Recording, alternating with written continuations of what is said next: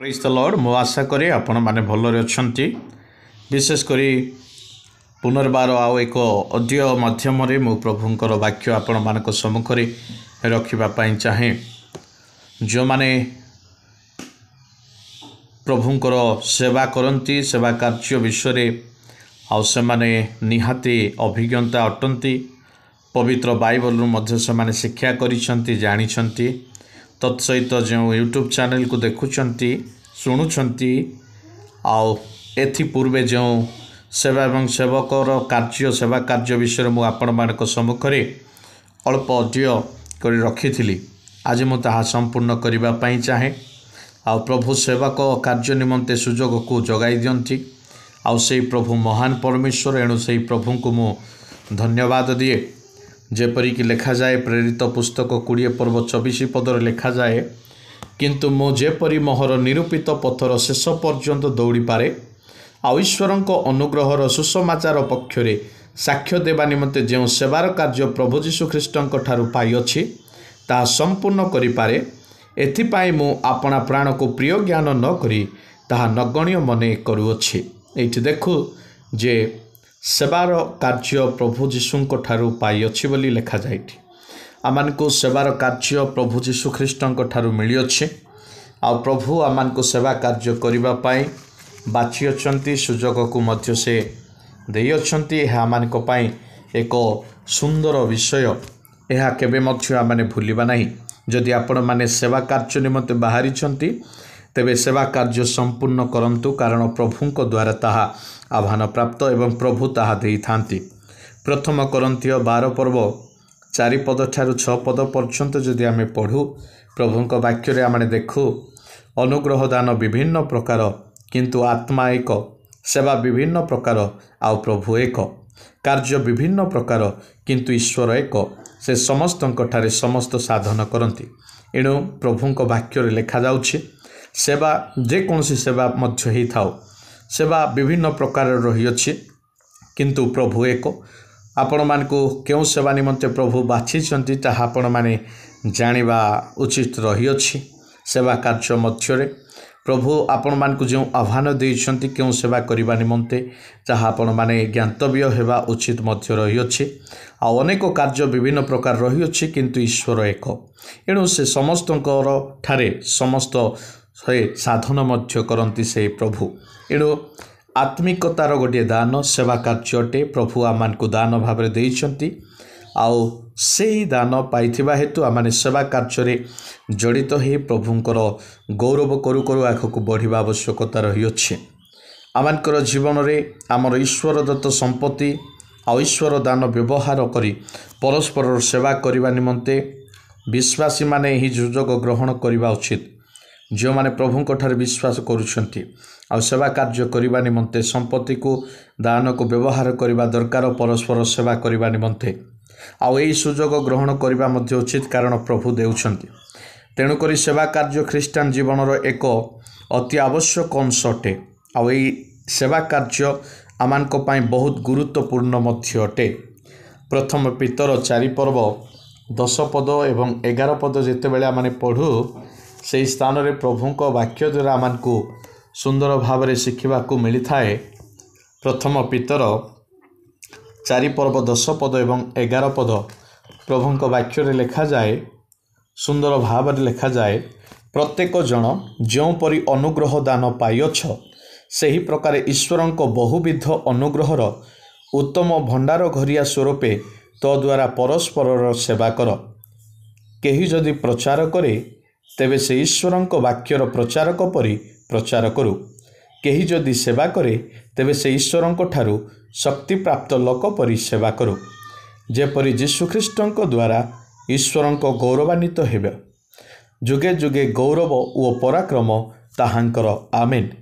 एठी आमाने देखुछु सुंदर भाव में लिखा जाउछि, केही जदि सेवा करे, तेबे से ईश्वरंक ठारू शक्ति प्राप्त लोक परि सेवा करू। एणु सेवा कार्य प्रभु देइछंती, अनुग्रह दान ताहा आमाने शक्ति प्राप्त हे प्रभुंकर सेवा कार्य जहा देइछंती ताहाको आमाने तुलेबा आवश्यक रही अछि। पछगुंचा हेबा उचित नुहे, जोंथिरे आमे अवनतर अंश ग्रहण करिबा उचित।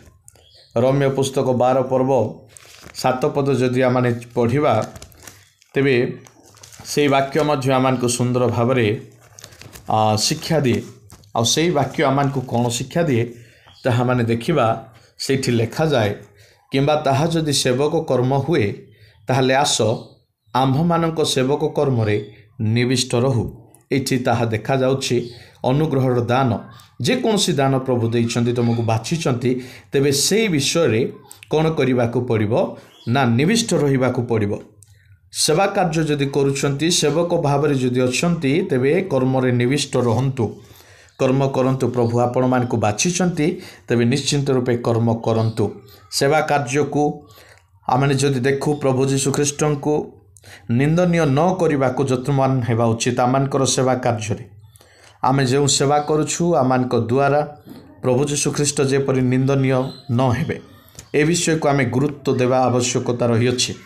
कारण 2 करंती 6 पर्व 3 पद जितेबाला आम पढ़ू प्रभुंकर वाक्य आमानक सुंदर भाव शिक्षा दे लेखा जाए जेपरि आम्भ मानक सेवक पद निंदित न हुए सेथिपाई आम्भे माने कौन सी विषय बाधा न देउ। एठी लेखा जाउछि जे आमानकर सेवक पद निंदित न हुए।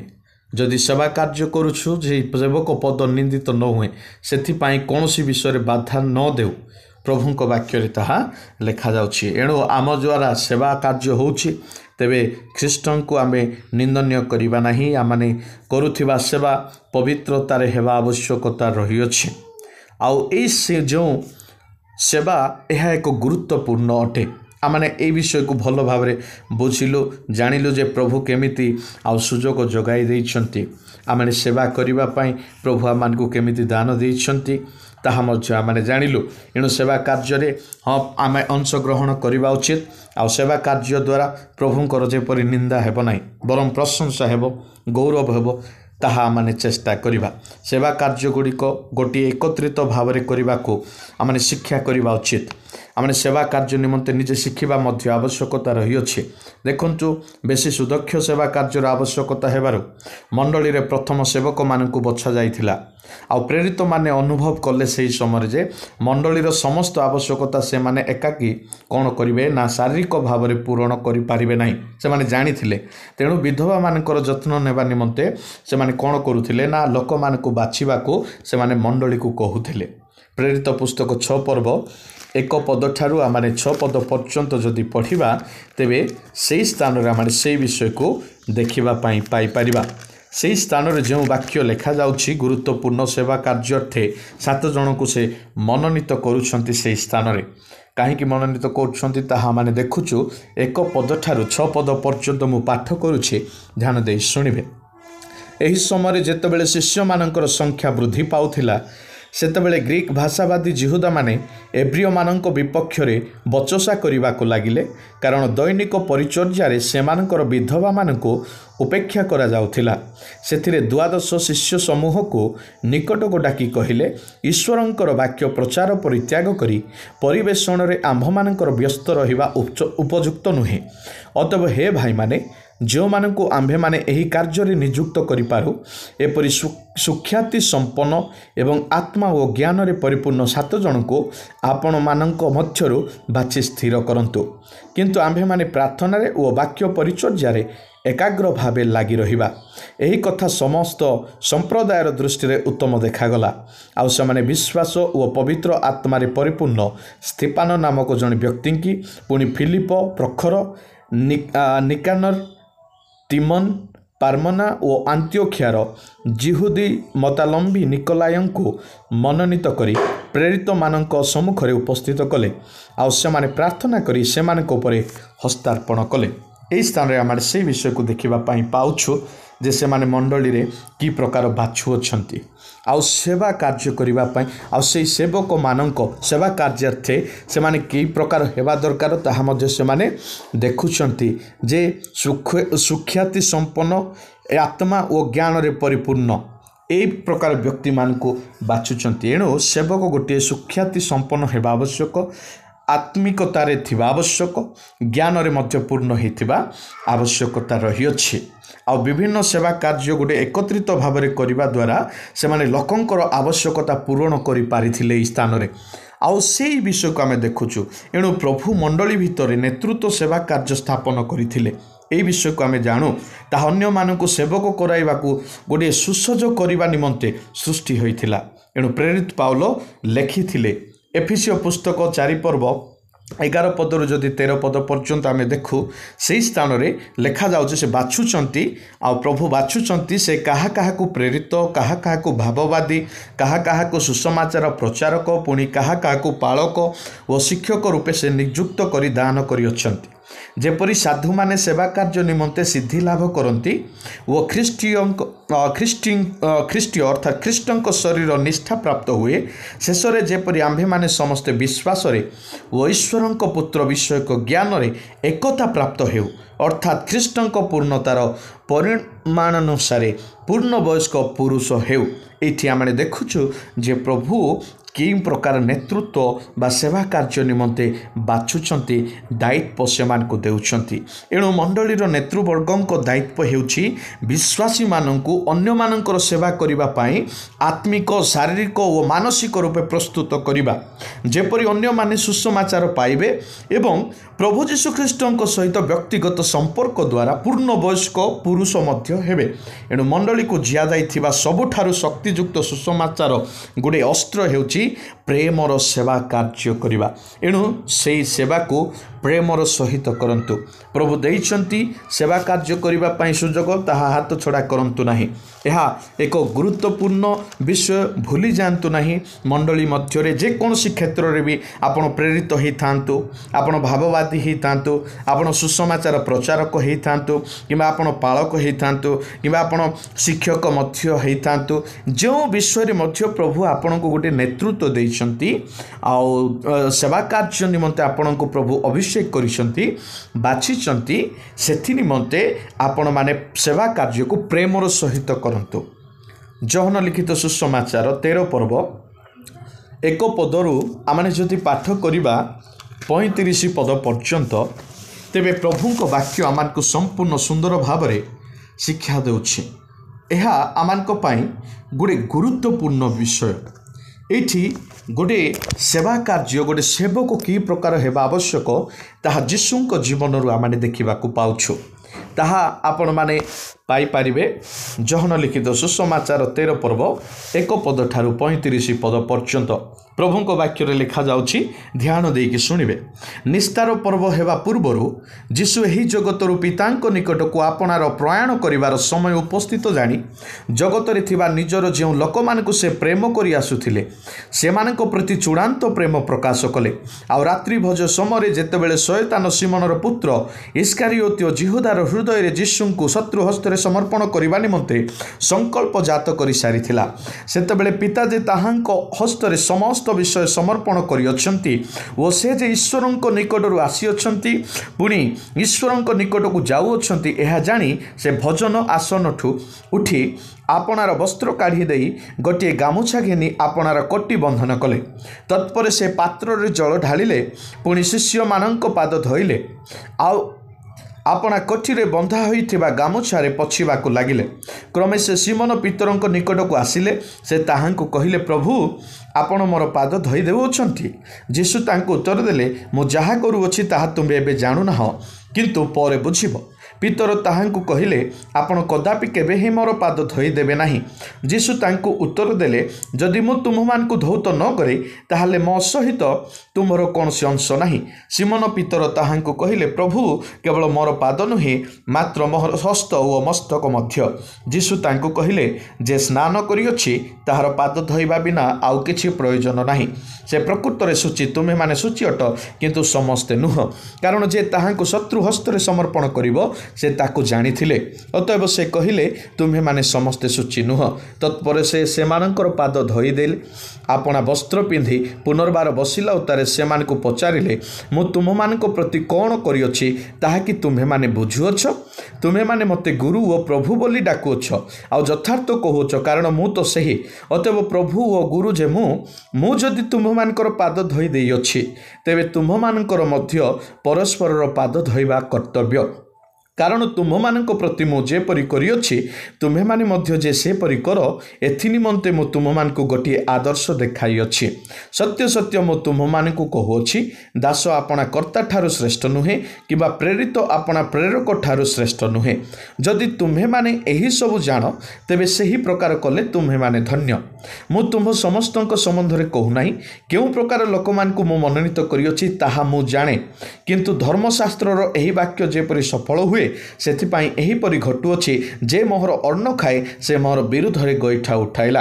ताहा घटिबा समय मु सही अटे बोली तुम्हें माने जेपरि विश्वास कर एथि निमंते ताहा घटिबा पूर्वे मु वर्तमान तुम मानकु कहूछि। सत्य सत्य मु तुम मानकु कहूछि जे मोहर प्रेरित व्यक्ति को ग्रहण करे से मते ग्रहण करे और जे मते ग्रहण करे से मोहर प्रेरणाकर्ता को ग्रहण करे। जीशु यही समस्त कथा कहला उतारे आत्मार उद्विग्न हेले वो साक्ष्य दे कहले सत्य सत्य मु तुम मान को कहूछि तुम मान को मध्यरु जणे मते शत्रु हस्ତରେ समर्पण करिवो। से कहा संबंध रे कहले से विषय रे हतबुद्धि होई शिष्य माने परस्पर को चाहिबा को लागिले। जीशुंकर शिष्य मानक मध्यरु जणे जाहाको जीशु प्रेम करुथिले से जीशुंक दक्षिण पाखरे बसी भजन करुथिले। अतएव सिमोन पीतर तांको संकेत करी कहले से कहा संबंध रे कहूअछंती ताहा कुह। से सही प्रकार बसी थाई जीशुंक वक्षस्थल रे आउजी पड़ी ताहांको पचारिले प्रभु से किए। तेणु जीशु उत्तर देले जहा निमंते मु एही रोटी खंड को बुड़ाइबी और जहाकू ताहा देबी से तहिरे से ही रोटी खंड को बुड़ाई ताहा घेनी इस्कारियोतीय जीमन पुत्र जिहुदा को देले। से रोटी खंड को पाइला उतारे शैतान ताहा मध्य प्रवेश कला। से जीशु ताकू कहले जहा करुअछ ताहा शीघ्र कर। किंतु से कि उद्देश्य रे ताकू एही कथा कहिथिले ताहा भजरे बसिथिबा लोकमानक मध्यरु केही जानिले नाही। कारण जिहुदा निकटरे टंका थली थिबारु पर्व निमंते जहा जहा प्रयोजन ताहा क्रय करिबाकू किंबा दरिद्र मानकू किछि दान करिबाकू जीशु तांकू कहिले बोली केही केही मने कले। रोटी खंड को ग्रहण करी से तत्क्षणात बाहरी गला। सेतेबेले रात्रि काल से बाहरी गला उतारे जीशु कहले एबे मनुष्य पुत्र महिमानित हेले ओ ताहांक ठारे ईश्वरंक महिमानित हेले। जदि ईश्वर ताहांक ठारे महिमानित हेले तेबे ईश्वर मध्य ताहांको आपणा ठारे महिमानित करिवे पुनि शीघ्र ताहांको महिमानित करिवे। वत्सगण मो आउ अल्प समय तुम मानक सांगरे अछि। तुम्हें माने मोहर अन्वेषण करिवो आउ मु जो स्थान को जाउछि तुम्हें माने से स्थान को जाई पार नाही। एहा मु जेपरि जिहुदी मानकु कहली सेही परि एबे तुम मानकु मध्य कहूछि तुम्हें माने परस्पर को प्रेम करो। एही नूतन आज्ञा मु तुम मानकु देउछि मु जेपरि तुम मानकु प्रेम करियछि तुम्हें माने मध्य सेही परि परस्पर को प्रेम करो। जदि तुम मानकर परस्पर प्रति प्रेम थाए ताहले तुम्हें माने जे मोहर शिष्य एहा समस्ते तद्वारा ज्ञात हेबे। एही वाक्य जेतेबेले आमे देखुछु यह एक गुरुत्वपूर्ण। एणु सेवक माने सेवा कार्य जो माने करुछंती जहाँ भी पदवी पाइछंती प्रभु को वाक्य कहूची जे परस्पर प्रति प्रेम एवं नूतन आज्ञा प्रभु जो देइछंती ताहा प्रेम करियछंती। प्रभु परस्पर को से प्रकार में प्रेम करिबा दरकार।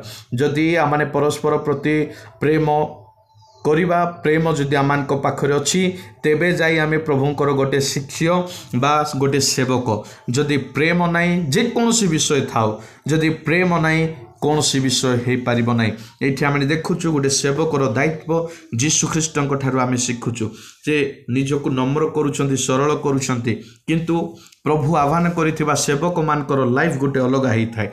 एणु मु प्रभु को धन्यवाद दिए। प्रभु जो मान को बाछि थांती सेवा कार्य निमंते सेवक माने बहुत प्रेमी हेई थांती किंतु आजिकार जगत रे जो सेवक माने अछंती सेमानकर विषय चिंता कले सेमानकर कार्य सेमानकर कथावार्ता व्यवहार सब विषय को देखिले बहुत दुख लगे जे माने ना को सेवक बोली कहउचंती प्रकृत रे सेवा कार्य निमंते आह्वान प्राप्त नुहंती। आज अनेक सेवक मानक मध्य गर्व रही अछि अहंकार रही अछि प्रतिशोधर विषय रही अछि लोभ रही अछि। ए माने सेवक पाई योग्य नुहंती। निजको तो प्रभुंकर सेवक बोली कहउचंती किंतु प्रभुंकर सेवक से माने नुहंती। घृणा देखुछु अहंकार देखुछु सेवक पदरे से समस्त विषय भूल अटे। सेवक सीए शिष्य सीए प्रभुंकर जा जीवन रे प्रेम अछि। एणु এই ବିଶେଷ ମୂଲ୍ୟବାନ ଜିନିଷ ଭୁଲନ୍ତୁ ନାହିଁ। ସେବା କାର୍ଯ୍ୟ ଯଦି କରୁଛନ୍ତି ଗୋଟେ ଉତ୍ତମ ସେବକ ଭାବରେ ସେବା କାର୍ଯ୍ୟ କରନ୍ତୁ। ପ୍ରଭୁଙ୍କ ଠାରୁ ଶକ୍ତି ପ୍ରାପ୍ତର ସହିତ ସେବା କାର୍ଯ୍ୟ କରନ୍ତୁ। ଗୋଟେ ଆଦର୍ଶର ସେବା କାର୍ଯ୍ୟ କରନ୍ତୁ। ଯଦି ପ୍ରେରିତ ହେଇଛନ୍ତି ପ୍ରଭୁଙ୍କର ଅନୁଗ୍ରହରେ ହେଇଛନ୍ତି, ଯଦି ଭାବବାଦୀ ହେଇଛନ୍ତି ପ୍ରଭୁଙ୍କ ଅନୁଗ୍ରହରେ, ଯଦି ସୁସମାଚାର ପ୍ରଚାରକ ହେଇଛନ୍ତି ପ୍ରଭୁଙ୍କ ଅନୁଗ୍ରହରେ, ଯଦି ପାଳକ ହେଇଛନ୍ତି ପ୍ରଭୁଙ୍କ ଅନୁଗ୍ରହରେ, ଶିକ୍ଷକ ହେଇଛନ୍ତି ପ୍ରଭୁଙ୍କ ଅନୁଗ୍ରହରେ। ଏଣୁ ଏହି ଦାନକୁ ନେଇକି ଗର୍ବ କରନ୍ତୁ ନାହିଁ। ସବୁ ବିଷୟରେ ପ୍ରଭୁଙ୍କୁ ଧନ୍ୟବାଦ ଦିଅନ୍ତୁ। ପ୍ରେମର ସହିତ ସେବା କରି ଆଗକୁ ବଢ଼ନ୍ତୁ। ପ୍ରଭୁ ଆପଣମାନଙ୍କୁ ଆଶୀର୍ବାଦ କରିବେ। ଗଡ୍ ବ୍ଲେସ୍ ୟୁ ପ୍ରତ୍ୟେକଙ୍କୁ।